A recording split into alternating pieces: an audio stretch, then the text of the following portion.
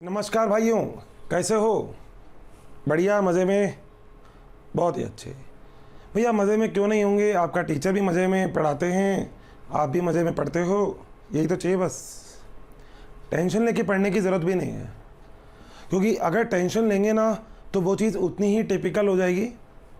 ये वाला चैप्टर लगता होगा बहुत टिपिकल है, मगर मैं आपको हर लेक्चर में उतना ही पढ़ाता हूँ जितना चीज़ हम लोग ईज़िली ग्रिप कर सकें, ईज़िली समझ सकें।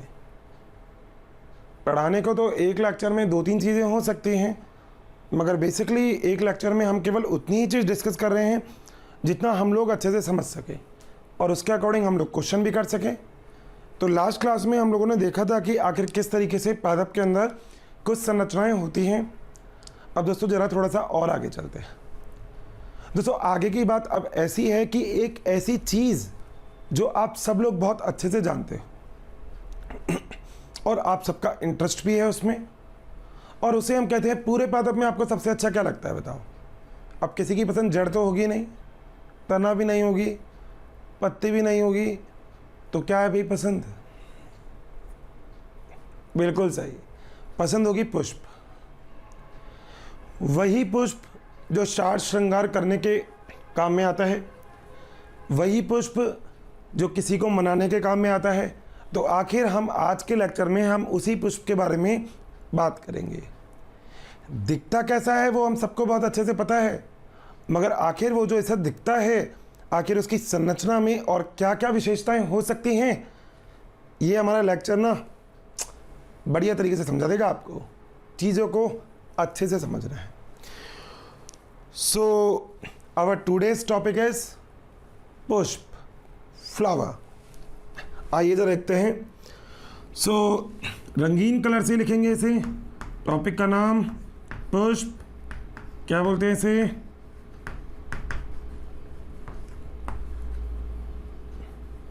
फ्लावर। दोस्तों पहले तो कुछ बातें ऐसी जो बहुत ही सामान्य बात है। सामान्य बात का मतलब जनरली जो पुष्प होता है वो क्या होता है। अगर मैं आपसे पुष्प की बात करूं तो पुष्प एक वृंत पर लगा होता है जिसे पुष्प वृंत कहते हैं। जैसे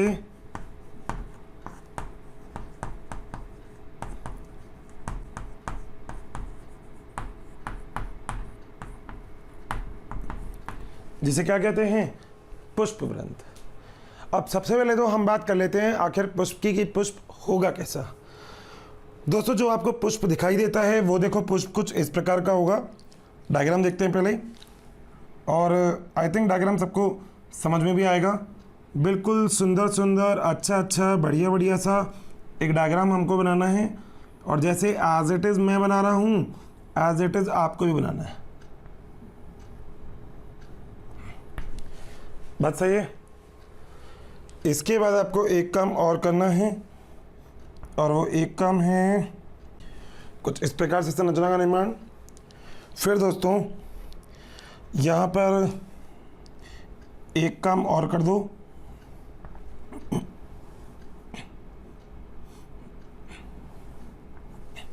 ऐसे। उसके बाद साथियों एक काम और कर सकते हैं आप, और वो एक काम पता है क्या है? इसको भी यहीं से ले लीजिए, ऐसे कुछ सुंदर बना दीजिए इसको, ठीक है? और थोड़ी सी शेडिंग हो जाए।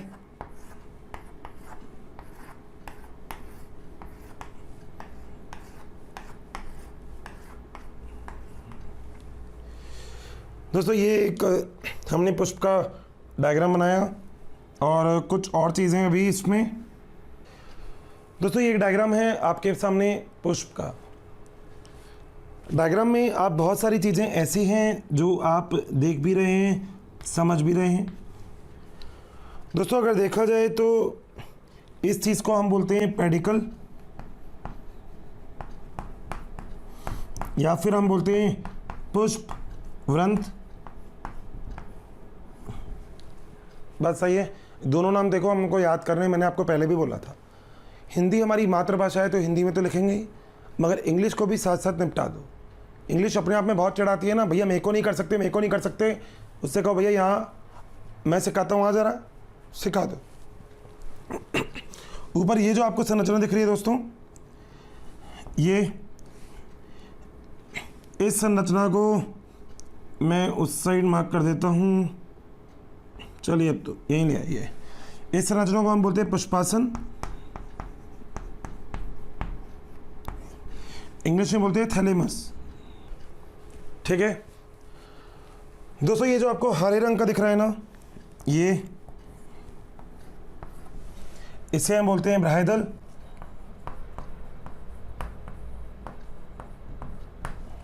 क्या बोलते हैं? ब्राह्यदल। और ब्राह्यदल को हम लोग इंग्लिश में एक नाम और बोलते हैं, जिसे हम जनरली बोलते हैं कैलेक्स।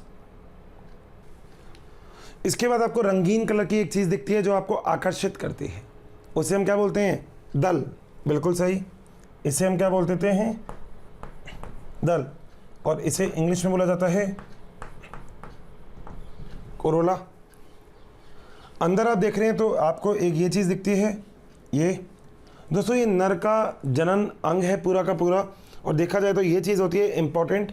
पहले तो हम इसकी ही बात कर लेते हैं दोस्तों। ऊपर वाला ये भाग जो होता है इसे हम बोलते हैं स्टिग्मा।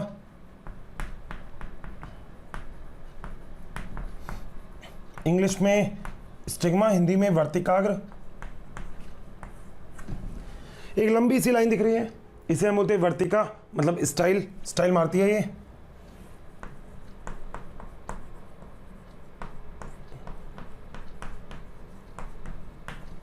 और लास्ट में अंडाकार सा नजर दिख रही है, इसे हम बोलते हैं अंडाशय या ओवेरी।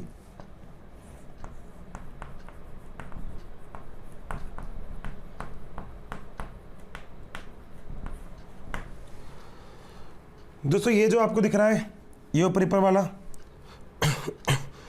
इसके नीचे एक संरचना आपको ये भी दिख रही है। इस संरचना को आप बोलते हो, ऐसे मार्क कर लेते हैं, इस संरचना को हम बोलते हैं फिलामेंट, हिंदी में बोलते हैं पुतंतु। और दोस्तों ऊपर ये जो है इसे हम क्या बोलते हैं? कहाँ लिखे हैं इसको, यहीं लिख देते हैं। दोस्तों ये जो आपको भाग दिख रहा है इसे हम बोलते हैं एंथर, यानी कि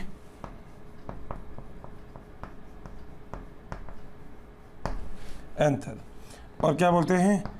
परागकोश।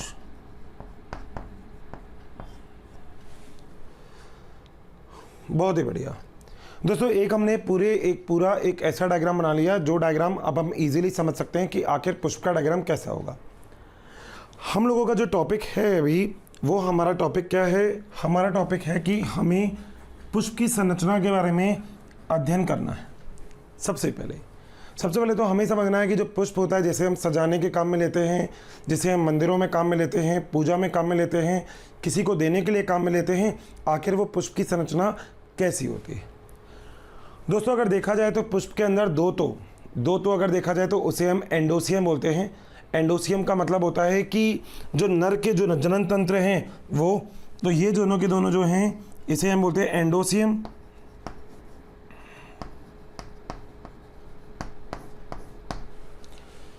दोस्तों एंडोसियम का मतलब हो गया नर के जनन तंत्र।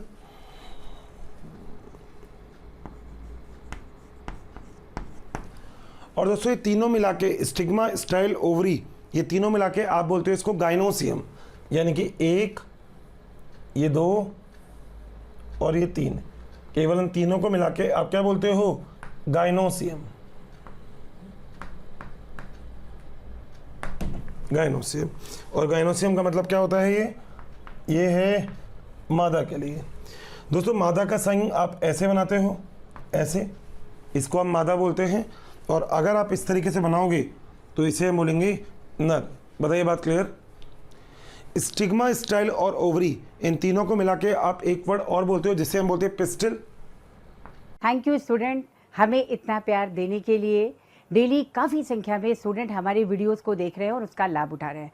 बच्चों, आप सभी से मेरी ये रिक्वेस्ट है कि प्लीज़ नीचे दिए गए डिस्क्रिप्शन में दिए गए लिंक को प्रेस करिए और अपना एनरोलमेंट कराइए। बच्चों, इसके साथ ही जिन बच्चों को यहाँ पर डाउट सेशन की भी ज़रूरत है, साथ ही मटेरियल्स की भी ज़रूरत है, वो सभी हमारे प्रीमियम कोर्सेज़ को भी रजिस्ट्रेशन करवा सकते हैं। और एंथर और फिलामेंट को मिला के आप एक वर्ड बोलते हो जिससे हम बोलते हैं स्टेमन। तो दोस्तों, एक आपके सामने डायग्राम है, ये किस चीज़ का? फ्लावर का। हम लोग देखो जैसा कि जानते हैं कि जो फ्लावर होता है वो एक ऐसी संरचना होती है जो पादप के अंदर उपस्थित होती है। अगर देखा जाए तो विकास के हिसाब से भी आप ये चीज़ बोलते हो कि जो विकसित पादप होते हैं उनके अंदर ही पुष्प नाम की संरचना पाई जाती है। ये पुष्प ही होता है जो आगे जाके बीज का निर्माण करता है। अगर किसी भी पादप में पुष्प होगा तो आप 100% बोल देंगे कि उसके अंदर लैंगिक जनन उपस्थित है। ये बात याद रखिएगा। सो एक पॉइंट मैं और लिख सकता हूँ, पादप में पुष्प की उपस्थिति लैंगिक जनन की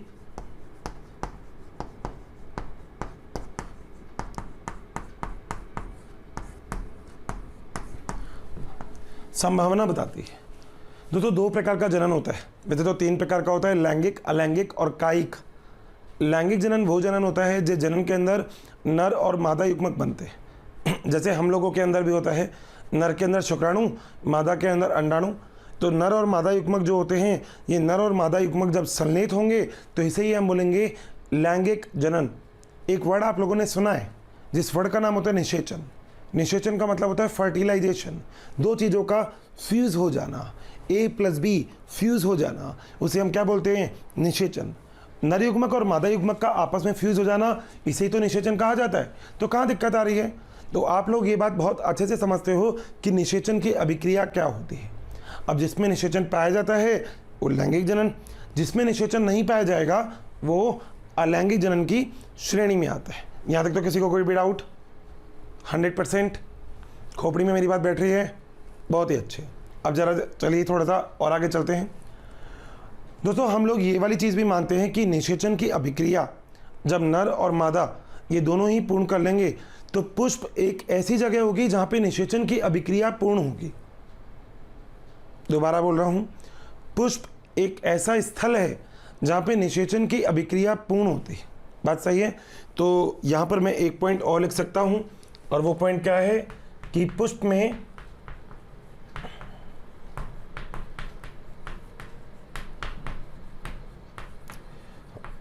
निषेचन की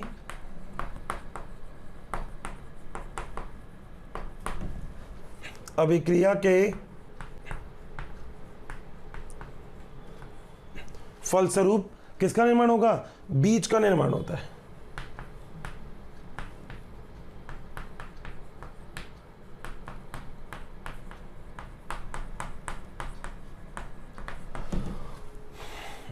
बात सही है? दोस्तों, अब एक बात मैं यहाँ पे और लिख रहा हूँ जो आपको समझनी है, बस अभी बस समझनी है, ठीक है? मतलब समझना मतलब अभी बस लिखना है, क्योंकि क्लास 12th में इस चीज़ के बारे में हम बहुत ही डिटेल से पढ़ते हैं। दोस्तों, जनरली जो पुष्प होता है इसके अंदर दोहरा निषेचन पाया जाता है। तो सामान्य रूप से पुष्प में दोहरा निषेचन मिलता है। एक ये पॉइंट प्लीज़ और मेंशन कर लीजिएगा, सामान्य रूप से पुष्प में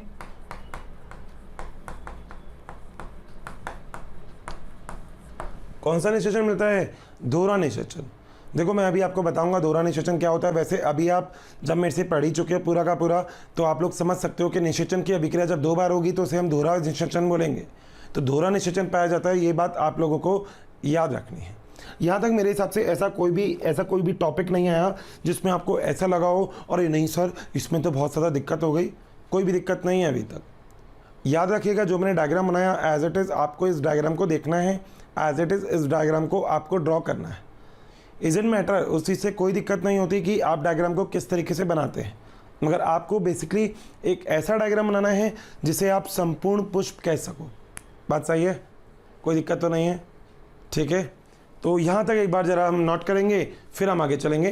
प्लीज़ नोट करिएगा। वैसे मैं आपको एक बार और इस चीज़ को रिवाइज करके पहले बता देता हूँ, फिर आप नोट कर लेना, ठीक है। देखो दोस्तों, मैंने आपको बताया कि पादप के अंदर एक ऐसी संरचना होती है जिस संरचना को हम बोलते हैं पुष्प, जो निषेचन का कार्य करता है। जो पुष्प होता है ये बहुत ही ज़रूरी चीज़ होती है पादप के लिए, क्योंकि पादप के अंदर बीज का निर्माण निषेचन की अभिक्रिया के द्वारा ही होगा। मेरी बातों को बिल्कुल दिमाग में रखना और ऐसे करके बिल्कुल मनन करके सुनना प्लीज़। आँख खोल के, अच्छे से कान खोल के मेरी बात को सुनना है। मुझे देखना भी है और मुझे सुनना भी है, दोनों चीज़ ज़रूरी है। तो पादप के अंदर जो पुष्प होगा वो पुष्प क्या काम करेगा? पुष्प काम करेगा निषेचन का। पहली बात, पादप के अंदर जो पुष्प होगा उसकी संरचना कुछ इस प्रकार की होगी। ये एक पुष्प है जिस पुष्प को आप बोलते हो जटिल पुष्प, एक ऐसा पुष्प जिस पुष्प में सब कुछ है। मैं आपको थोड़ी सी चीज़ यहीं पे डिस्कस कर लेता हूँ। दोस्तों, सबसे पहले हम बोलते हैं पुष्प आसन, और उससे पहले आता है पुष्पवृंत। पुष्पवृंत वो भाग होता है जो मतलब आप कह सकते हो पेड़ से या पौधे से पुष्प को जोड़ के रखता है, उसे हम क्या बोलते हैं? पुष्पवंत, या उसे हम बोलते हैं पेडिकल। अगर आपने ध्यान से देखा होगा तो यही संरचना आपको पत्ती के अंदर भी मिली थी।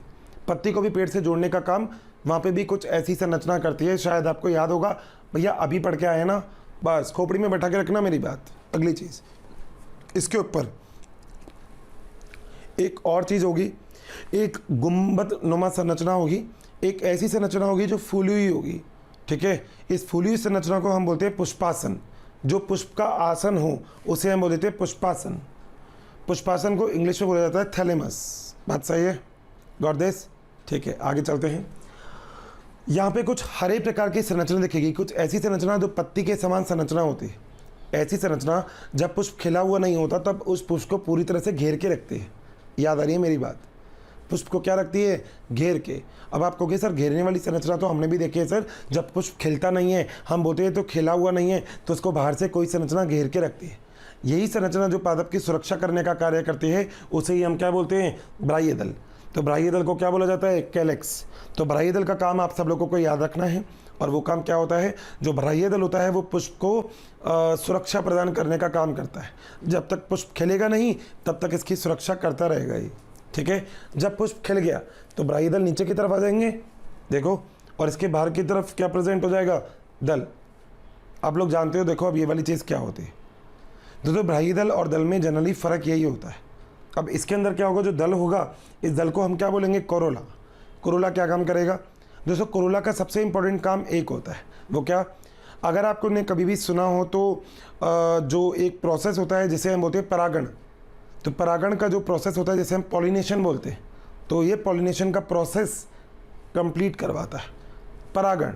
याद रखिएगा, परागण का प्रोसेस कंप्लीट करवाता है, और ये आकर्षित करने का कार्य करता है पुष्प किसको? कीड़ों को। किसको? पशु पक्षियों को। किसको? तुम्हें और मुझे, क्योंकि कहीं ना कहीं निषेचन की अभिक्रिया में हम भी बहुत इंपॉर्टेंट रोल प्ले करते हैं। याद रखिएगा, निषेचन का मतलब, निषेचन पुष्प के अंदर बोला जाता है परागण, और परागण की अभिक्रिया क्या होती है? परागण की अभिक्रिया होती है जब यहाँ से, यानी कि जब एंथर यानी कि परागकोश से कोई भी परागण निकल के कहाँ पे आ जाएगा? यहाँ पे आ जाएगा ऊपर की तरफ। किस पे? वर्तिकाग्र पे। तो इस संरचना को हम क्या बोलेंगे? इस प्रोसेस को हम बोलेंगे परागण या फिर पॉलिनेशन। बात सही है? अच्छे से खोपड़ी में बात बैठ रही है मेरी? यानी कि निषेचन की अभिक्रिया पूर्ण हो गई। नर युग्मक और मादा युग्मक, यहाँ पे मादा युग्मक है, नर युग्मक और मादा युग्मक का क्या हो गया? संलयन, यानी कि लैंगिक जनन की अभिक्रिया पूर्ण हो गई है। तो लैंगिक जनन की अभिक्रिया यहीं पूर्ण होगी। आपको अच्छे से क्लियर हो गया ये बात? 100% गॉट दिस। अगली चीज़ दोस्तों, हम यहाँ पे बात करते हैं स्टिग्मा के बारे में। मादा के जनन तंत्र में 3 चीज़ होती है, स्टिग्मा, स्टाइल और ओवरी। स्टिग्मा सबसे ऊपर पर, स्टाइल उसमें नीचे की तरफ, और ओवरी सबसे नीचे फूला हुआ भाग होता है जिसे हम ओवरी बोलते हैं। अंदर भी लगभग 3 और 3 6 और 2 8 टाइप के सेल्स होते हैं जिनके बारे में हम बात बाद में करेंगे। नाम आपको बता देता हूँ, प्रतिमुखी कोशिका, सहायक कोशिका, ध्रुवीय केंद्रक और अंड कोशिका। ये सब ऊपर 3 होती है प्रतिमुखी कोशिका, ठीक है। यहाँ पे 2 होती है सहायक कोशिका, बीच में अंड कोशिका, और दोनों तरफ होता है ध्रुवीय केंद्रक बीच में। तो ये पूरी संरचना है।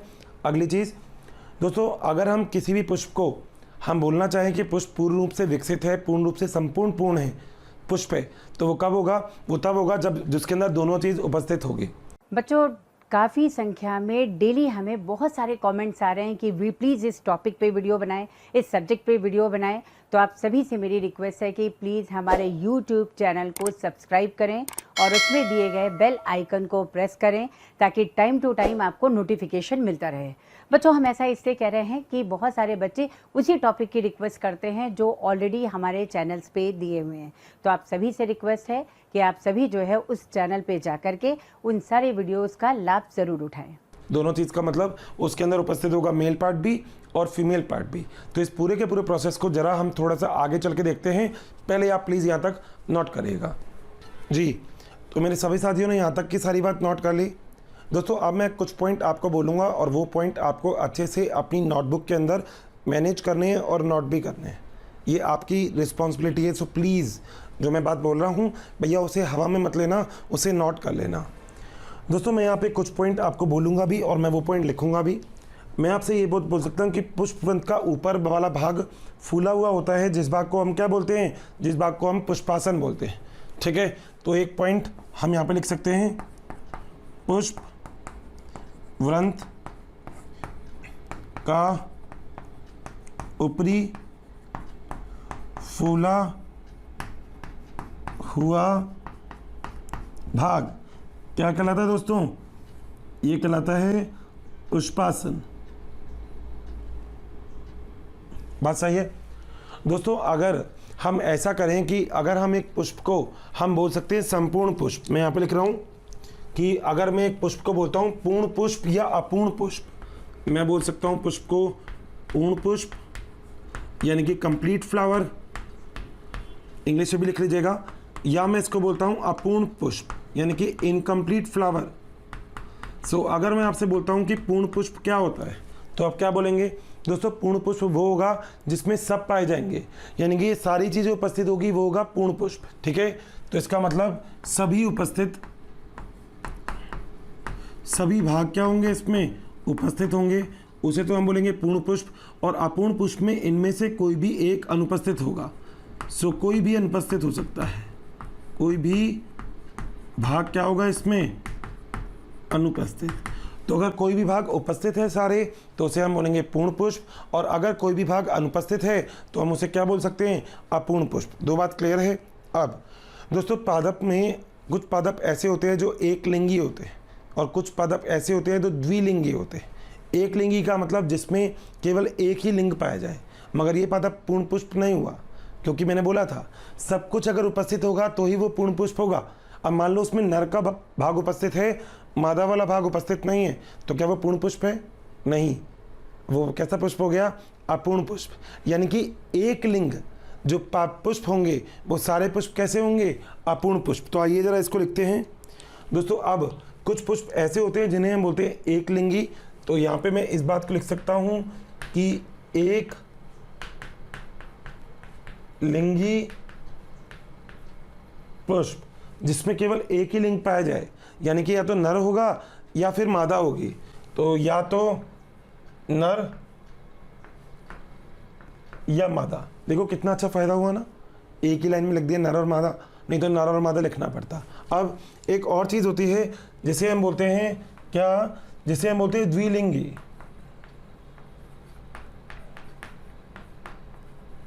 द्विलिंगी में दोनों उपस्थित होंगे, यानी कि नर प्लस मादा। तो नर और मादा दोनों में से कोई भी एक है तो वो एक लिंगी है, और नर और मादा दोनों उपस्थित है तो वो क्या है? द्विलिंगी। अगली चीज दोस्तों, बाह्य दल का काम क्या होता है? खिलने से पहले सुरक्षा प्रदान करने का। ठीक है, तो लिख देता हूं, पुष्प खिलने से पहले सुरक्षा प्रदान करने का काम किसका होता है? बाह्य दल का। बात सही है। अब बाह्य दल के बाद दोस्तों दूसरी चीज आती है जो होती है ओवरी, और तीनों के बारे में मैंने आपको बता दिया कि मादा के पार्ट होते हैं। दल जो होता है इसका कार्य क्या होता है दोस्तों? जो दल होता है इसका कार्य होता है कि ये आकर्षण करने का कार्य करता है। तो इसके लिए भी मैं एक पॉइंट लिख सकता हूँ। क्या चीज़ दोस्तों? ये आकर्षित करता है, आकर्षित, अट्रैक्शन होता है इससे। बात सही है दोस्तों। अब एक चीज़ मैं यहाँ पे आपको और लिख देता हूँ दोस्तों। अगर मैं आपसे बोलता हूँ कि पादप के अंदर कुछ चीज़ जो बिल्कुल ज़रूरी ही होनी चाहिए पुष्प में, तो दोस्तों वो दो चीज़ है, गायनोसियम और एंडोसियम, यानी कि नर का जनन तंत्र और मादा का जनन तंत्र। ये दोनों चीज़ तो ऐसी है जो आवश्यक है, और कुछ चीज़ें ऐसी है जो आवश्यक नहीं है। इसका मतलब वो होगा बाह्य दल, दल, इनकी कोई आवश्यकता नहीं है, मगर ठीक है, अब ये भी अगर हों तो हमें कोई दिक्कत नहीं है। सो एक पॉइंट प्लीज़ आप सब लोग लिख लीजिएगा दोस्तों। एक अंग तो होते हैं जिसे हम बोलते हैं सहायक अंग, और एक होते हैं लैंगिक अंग।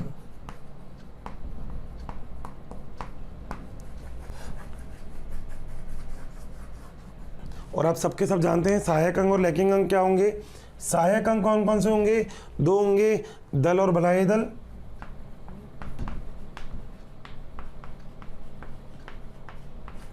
और जो लैंगिक अंग है वो कौन कौन से होंगे, ये भी आपको पता है, नर और मादा के जो भी अंग हैं ये सारे के सारे कौन से होंगे, लैंगिक अंग। पता है, मतलब ये चीज़ तो ऐसी है कि पुष्प की जब संरचना को हम बहुत ही विशिष्टता से देखते हैं तो हमें मज़ा आता है, हमें समझ में भी आ जाता है, ठीक है। तो एक विशिष्टता का एक अध्ययन है, मतलब एक संरचना का अध्ययन है, जिस संरचना को अगर आप अच्छे से पढ़ लेते हो तो फिर उसके बाद आगे वाले चैप्टर में मुझे आप कोई भी छोटी छोटी चीज़ें बताने की ज़रूरत बिल्कुल भी नहीं होगी। Got this? यहाँ तक किसी को कोई भी दिक्कत है क्या? 100%? बहुत ही बढ़िया, ठीक है, यहाँ तक नोट करो। वैसे तो कोई भी डाउट होगा नहीं, मगर प्लीज़ अगर कोई भी डाउट हो तो पूछने का ज़रूर, एक बात हमेशा पूछने का, ठीक है, नोट करेगा प्लीज़ अच्छे से। भैया कैसे हैं? बढ़िया हो? सबके सब मज़े में? बहुत ही बढ़िया। अब आज मैं आपके लिए पता क्या लेके आया हूँ उस लेक्चर में, पीछे देखो ना, 3 डिफरेंट फ्लावर, पुष्प। मज़ा आता है ना, सबको अच्छे लगते हैं। अगर हम पुष्प की बात करें तो दोस्तों यहाँ पे मैं आज आपको जो बताने वाला हूँ वो है आखिर जायांग के आधार पर पुष्प कितने प्रकार के होते हैं। मतलब मैं बात कर रहा हूँ पुष्प के प्रकार, और दोस्तों किसके आधार पर? ये होंगे जायांग की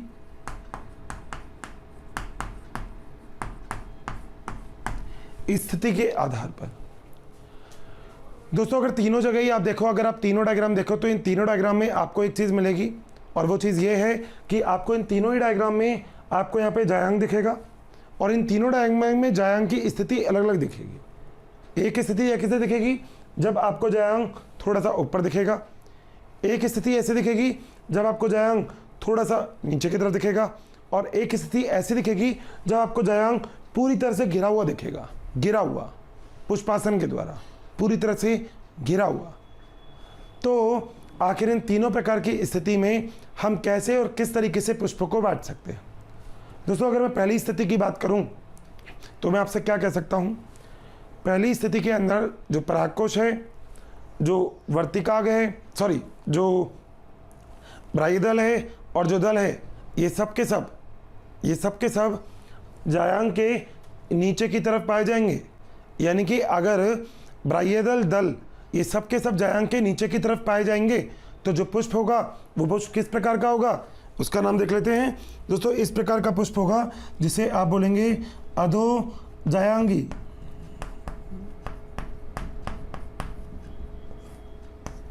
इसे आप एक नाम और बोलते हो, क्या? इसे आप बोलते हो अधो जायांगिता। क्या बोलते हो? अधो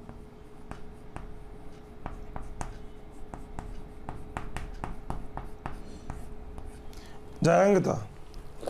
बात क्लियर? सो पहली बात सबको क्लियर है अच्छे से? पहली मेरी बात सबके खोपड़ी में, दिमाग में बैठ गई है बहुत ही अच्छे से, इधर उधर तो नहीं जाएगी, ठीक है।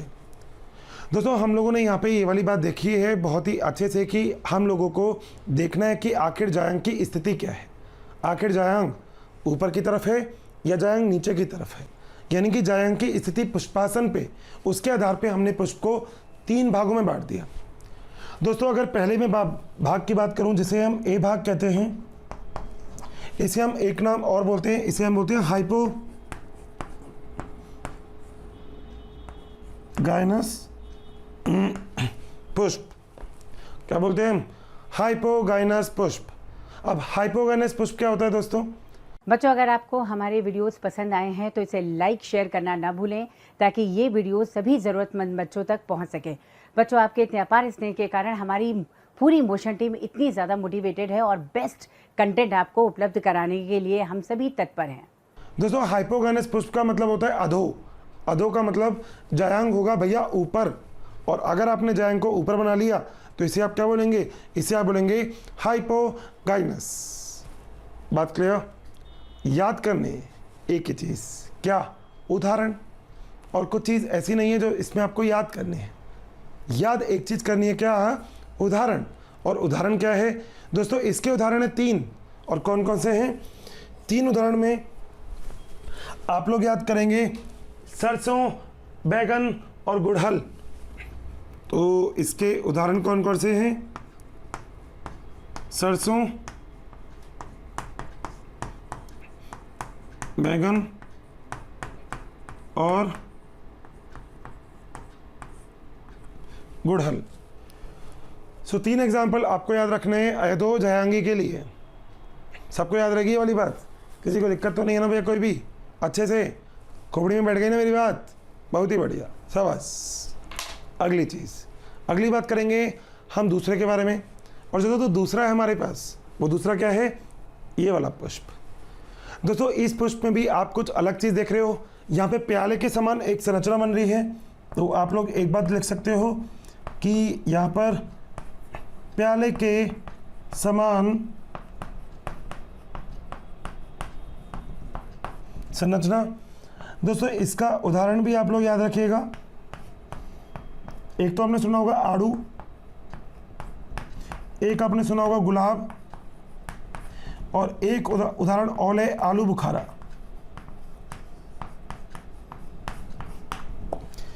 ये तीनों चीज़ें लगभग आपने सुनी हुई हैं। आलू बुखारा तो हम लोग खाते भी हैं, गुलाब नहीं खाते बस, बाकी तो सब कुछ खा जाते। बिल्कुल। यहाँ तक कोई दिक्कत किसी को भी? अच्छे से देख लिया इस चीज़ को? परफेक्ट। लॉक कर दूं? बहुत ही बढ़िया। अगली जो चीज़ आती है दोस्तों, वो तीसरे प्रकार का पुष्प है। अच्छा, इसका नाम तो रह गया दोस्तों। इसका नाम क्या लिखें? चलो भैया यही लिख देते हैं। इसका नाम है परी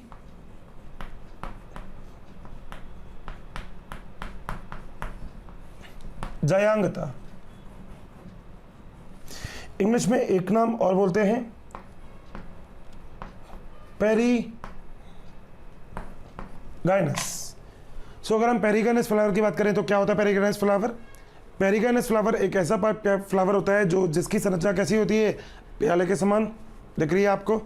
और इस प्याले के समान संरचना में आपको जो अंडाशय है वो इस प्रकार से दिखता है। ठीक है। अब दोस्तों हम बात करते हैं तीसरे की।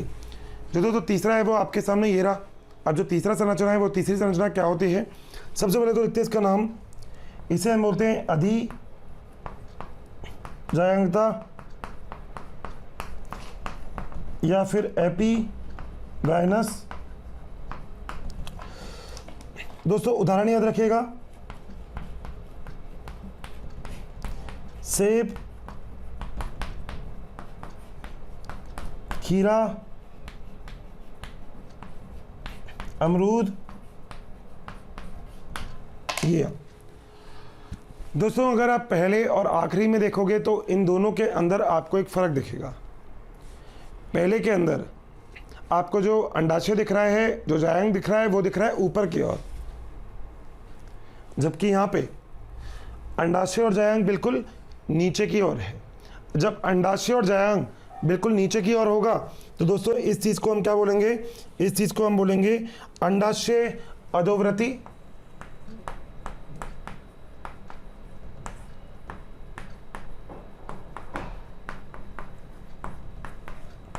यानी कि इंफीरियर ओवरी। और अगर दोस्तों अगर आपको इस प्रकार से मिलेगा तो आप बोलोगे अंडाशय ऊर्ध्ववृत्ति, ऊर्ध्ववर्ती, यानी कि सुपीरियर ओवरी। तो दोस्तों कितना आसान है ना? आसान क्या चीज़ है? आसान ये है कि आपको ये चीज़ समझनी पड़ेगी बहुत ही अच्छे से कि जो पादप होता है उस पादप में जायांग, जायांग का मतलब अंडाशय, अंडाशय की स्थिति पादप में अलग अलग प्रकार से हो सकते हैं। या तो अंडाशय की स्थिति कुछ ऐसी होगी जिसके अंदर जो अंडाशय होगा वो थोड़ा सा ऊपर मिलेगा, या फिर अंडाशय कुछ प्याले के समान संरचना में मिलेगा, या फिर अंडाशय बिल्कुल ही नीचे मिलेगा। अगर अंडाशय आपको बिल्कुल ऊपर मिलता है तो उसे आप क्या बोलते हैं, उसे आप बोलते हैं अधोजायांगी। अगर अंडाशय आपको बीच में मिलता है प्याले की समान संरचना में तो आप क्या बोलेंगे, इसको आप बोलेंगे परिजायांगी। और अगर आपको अंडाशय मिलता है कहाँ पे, बिल्कुल अंदर नीचे धसा हुआ गिरा हुआ, तो आप क्या बोलेंगे, उसे बोलेंगे अधिजायांगी। ये तीनों उदाहरण आपको याद रखने हैं एग्जाम पॉइंट ऑफ व्यू से। एग्जाम में अगर देखा जाए तो कई बार इस तरीके के क्वेश्चन आते हैं।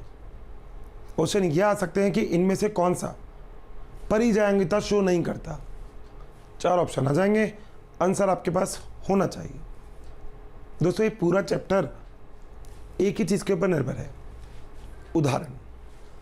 अगर आपको उदाहरण याद है और अगर बहुत ही अच्छा हो जाए कि आप लोग इस चीज़ को या इनके पुष्पों को देख सकते हो, अगर आपके आसपास ये पुष्प मिलते हैं तो बहुत ही अच्छे से इन पुष्प को देखिए, क्योंकि देखने के बाद आप ये सब चीज़ें बहुत ही अच्छे से समझ पाएंगे। बात क्लियर, अच्छे से, दिक्कत तो नहीं है? ओके, अब सुनिएगा। मैंने अभी तक के लेक्चर में आपको जो भी मैं बताई वो चीज़ क्या थी। मैंने आपको ये चीज़ बोली कि जो पादप होता है उस पादप के अंदर सबसे इंपॉर्टेंट चीज़ होती है जिसे हम होते हैं पुष्प।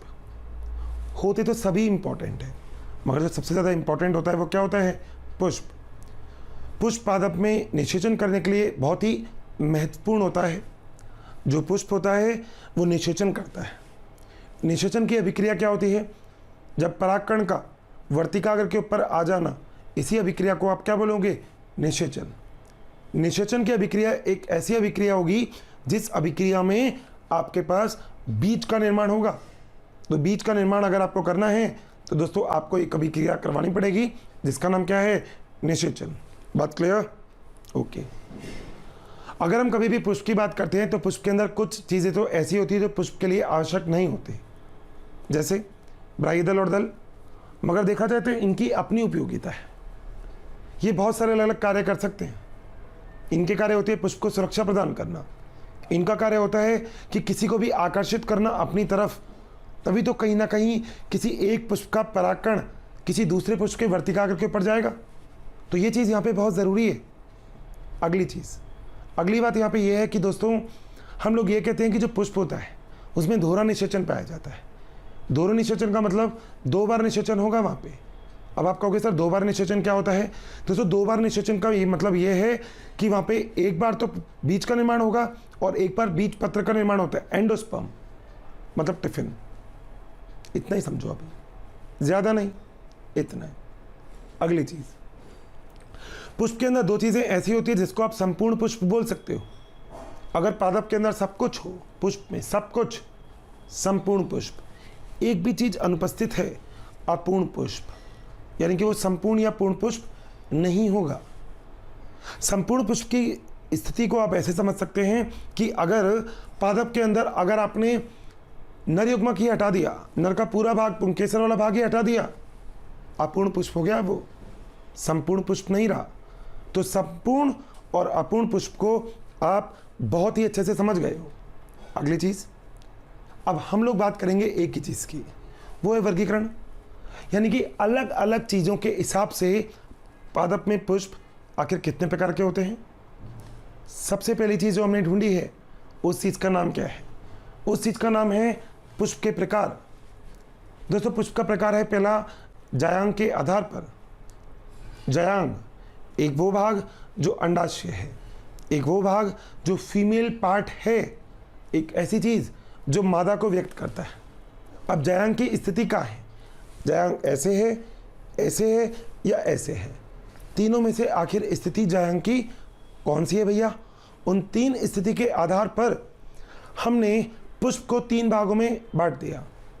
पहला पुष्प जिसे हम बोलते हैं अधोजायांगी, दूसरा पुष्प जिसे हम बोलते हैं परिजायांगी, लिख दिया, और तीसरा पुष्प जिसे हम क्या बोलते हैं, अधिजयांगी। बात सही है। सबसे पहले पुष्प में अगर आप देखो तो अंडाशय के अलावा जो जितना भी भाग है वो सारे भाग देखो आपको नीचे से ही दिख रहे हैं। ध्यान से देखिएगा प्लीज इसको। ठीक है दोस्तों, तो अधोजायांगी कौन सा होगा? अधोजायांगी वो होगा जिसके अंदर जो जायांग होगा वो ऊपर होगा। अगर जायांग ऊपर है तो इसे हम बोलते हैं अधोजायांगी। अधोजायांगी का मतलब हाइपो लिखा हुआ है यहाँ पे। ठीक है दोस्तों, इसके उदाहरण बहुत अच्छे से याद रखना, जिसके अंदर सबसे ज़्यादा जो महत्वपूर्ण उदाहरण है वो है सरसों का। तो सरसों का उदाहरण तो आपको याद ही रखना है। 2 उदाहरण आप और याद रखिए, जिसमें एक एग्जाम्पल है गुड़हल का, एक है बैगन का। जो दूसरी चीज़ है वो ये रही, इसे हम क्या बोलते हैं दोस्तों, ये है परिजायांगी। इसका मतलब प्याले के समान संरचना में जब आपका जायांग स्थित होगा तो उसे हम बोलेंगे परिजायांगी। दोस्तों अधोजायांगी में एक बात आपको याद रखना है, अंडाशय ऊर्ध्ववर्ती होता है। इसका मतलब ओवरी सुपीरियर होती है। दोस्तों सुपीरियर का मतलब क्या होता है? सुपीरियर का मतलब होता है ऊपर। तो जब ओवरी ऊपर होगी तो इसे हम बोलेंगे सुपीरियर ओवरी।